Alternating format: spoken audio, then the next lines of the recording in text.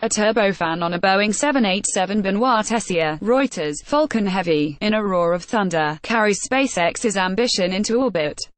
So reads a New York Times headline on the biggest spectacle of the week. Elon Musk's latest rocket blasted into the atmosphere with David Bowie's iconic Space Oddity playing on auto-repeat, listened to by no one. Crowds cheered as the rocket roared upon takeoff, carrying a Tesla Roadster as payload, no less, and roared again as the boosters delivered themselves safely back to Earth. The jet propulsion can be both mesmerizing and forgettable. On a recent trip to Washington, D.C., I became distinctly aware of a succession of rumbles in the sky early each morning, the steady S of the first banks of commercial airliners taking off from Reagan National Airport, across the Potomac. This is nothing out of the ordinary, just the groan of turbofans churning the outside air into propellant thrust so an airliner can ascend after takeoff. It might seem silly to even remark on it. This happens to me more often than I'd like to admit. I'll hear a jet rumbling above, and gaze up and say, wow, and whoever I'm with stares at me like I'm some sort of Neanderthal. But this dull roar denotes a truly astonishing feat happening each and every day, on regular and tight schedules. These are the workhorses of the sky, transporting people and cargo around the planet for labor and leisure, the grinds of work and duty commingling with the fantasies of vacation and pleasure. Turbofans propel both bodies and boxes around the globe. Yet, here's what's weird, the same technologies that quite literally thrust people and things into space and the future are also the very things that might be holding humans back from truly radical, forward-looking innovations. Lately there has been some buzz about new developments in electric turbofan engines. An advancement would result in a quieter, more fuel-efficient mode of jet propulsion, and thereby a cheaper and less polluting form of air travel. Promotional spots for the products often show energy diagrams with bold green arrows and lines, or sleek aircraft soaring above verdant, rolling landscapes. Rolls-Royce, for instance, is collaborating with Siemens and Airbus to develop a hybrid aircraft on which one of the four gas turbine engines, a turbofan painted green, will be powered solely by electric energy. The plane will have three normal gas turbofans as backup as the companies test the green engine for stress, safety, and reliability. The goal is to fly this test plane by 2020, suggesting that the technology could conceivably be put into use within the next couple decades. The aircraft model for this particular test plane is a British Aerospace 146, or BAe 146. It's a smallish, short to mid-range aircraft with 70 to 112 seats, most commonly used for regional routes. It's a distinctive plane, resembling a miniature cargo jet with a high-wing cantilever design and four comparatively small engines. This is a rather old plane, first flown in 1981 and no longer in commercial service in the United States. Only 144 of the 387 aircraft built are still in operation around the world. In other words, the green engine testing is not being conducted on a wide-body, mainline carrier, the type of aircraft where the real money is for airlines as well as aircraft and turbofan manufacturers. Instead, an obsolescing aircraft is being used to test out new propulsion technology. It's an investment in green energy, then, but perhaps more symbolic than realistic in terms of widespread, cost-effective use. Of course, larger-scale equipment is also undergoing renewal and innovation. Rolls-Royce is developing a new power gearbox that will result in 25% greater fuel efficiency in the large turbofans by 2025, relative to the 20-year-old Trent 700 model. Regarding the newer Trent 7000 turbofans, designed for the wide-body Airbus A330neo, 250 to 440 passengers, Rolls-Royce confidently claims that these engines are future-proofed on noise and emissions, with plenty of margin against both current and future environmental targets, legislation. Rolls-Royce confirmed that this turbofan has been designed to meet guidance for projected regulations of emissions and noise, which have not yet increased in stringency.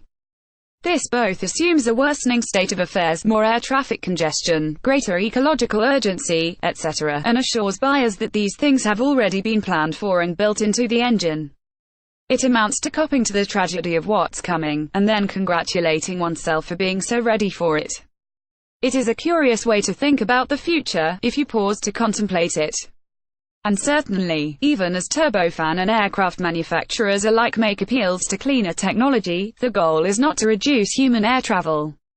Regarding its A330 model, Airbus charts 1,694 orders for these planes, of which only 1,373 are fulfilled. The implicit message, demand has not been met, which means building more planes, and faster.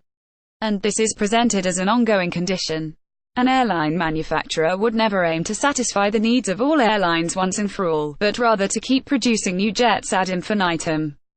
So even if the planes to come are powered by relatively cleaner Trent 7000 turbofans, the assumption, the goal, is to put ever more A330s in the sky. That somewhat complicates the straightforward aim of hitting environmental targets, as Rolls-Royce puts it. Individually, sure, but collectively, if more planes are in the sky. Aviation futurists might argue that as old planes are retired, the newer, more efficient aircraft will simply replace these, and that consolidation will reduce overall flights and eliminate unnecessary routes. Yet it is clear that Airbus and Boeing are hardly going to turn away new business, or slow down production. Consider how Airbus boldly claims that their A320 family is the world's best-selling aircraft of all time, and then look at how Boeing shows off their cornucopia of customers for their comparable next-generation 737. This is obviously a race for growth, not just efficiency.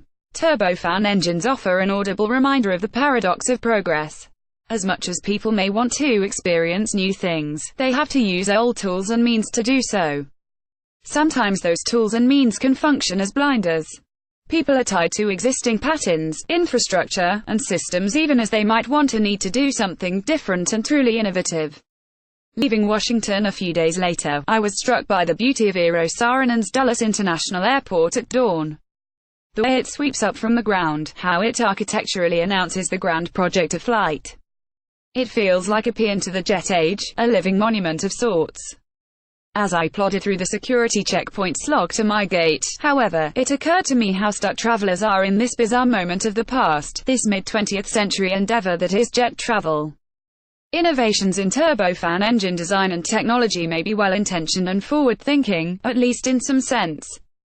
And the actual work that turbofans do day in and day out, hour after hour of non-stop chugging across the sky, it's nothing less than incredible, from a technical standpoint. But, at the same time, the din of flight really can't help but remind people of something that had its heyday several decades ago. The bitter truth is that human air travel probably won't get much better in the years to come. It might have reached certain limits in terms of speed, economy, and comfort. There are any number of signs that this is the case: climate change, limited resources, land use constraints, wealth inequality, and so on. Recently, news broke about problems in the Rolls-Royce Trent 1000 engines that power the Boeing 787, which was first introduced in 2011. The turbine blades on two separate aircraft broke down during flight, resulting in severe vibrations and causing the aircraft to abort their journeys. Concerning these recent incidents, Warren East, the chief executive at Rolls-Royce, admitted an obvious but uncomfortable truth about turbofan parts: they wear out, for all of Elon Musk's bluster, and even granting the incredible engineering brilliance behind SpaceX's accomplishments, an odd detail slipped into one of Musk's presentations on making life multiplanetary. The pressurized area of the payload section of his planned Mars spaceship is described as being greater than the cabin of an Airbus A380. The fact is meant to be impressive, but it doesn't quite square with the expected duration of the trip to Mars. 3 to 6 months traveling in a super jumbo jet. No thanks. 16 hours in an A380 can already drive one to the point of insanity, no matter how luxurious the accommodations. In a similar rhetorical move, the mass of this week's star rocket, the Falcon Heavy, was explained by comparison to a 737, one of the most recognizable Boeing commercial airliners in service today. To envision a reusable space rocket as little more than a vertically aligned southwest plane brings the stars down to earth indeed. The ambitions and technological marvels of Musk's rockets are weighed down by the 20th century baggage of commercial flight. For now, the goal of human air travel seems to be to keep it going at any cost, as if humanity is still headed somewhere else, somewhere new. Rolls-Royce plans to power the aircraft of the future, as a company statement boldly puts it. And SpaceX is certainly working hard to produce another aspect of this future. But is the future in play here truly something revolutionary? Whether encapsulated in the dreams of a billionaire technologist or nestled in the gear teeth of a next-generation turbofan, the roar of the future gets awkwardly dampened. It's a lot like the present, or maybe even more like the past. Understood this way, it makes perverse sense why Musk sent a car into outer space, going nowhere, as if to consecrate once and for all the 20th century as a final frontier.